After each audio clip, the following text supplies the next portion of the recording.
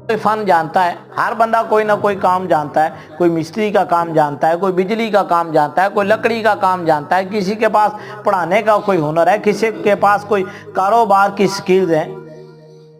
آپ سکھاتے ہیں اپنے شاگردوں کو، بڑے بڑے کورس کرواتے ہیں پیسے لے کر، لیکن زندگی میں کبھی اللہ کو راضی کرنے کے لیے بھی کسی کو سکھائیں۔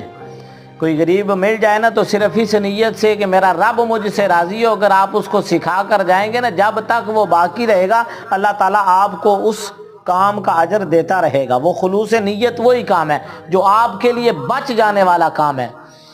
حضرت شیخ فرماتے ہیں کہ میرے دل کے اندر یہ بات آئی کہ اس نے اتنی محبت کی مجھ سے، اس نے میرا اتنا لحاظ کیا، اگر زندگی میں کبھی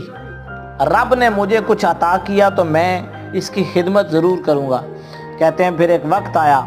کہ وقت کے جو بادشاہ ہیں وہ بھی میرے مریدین میں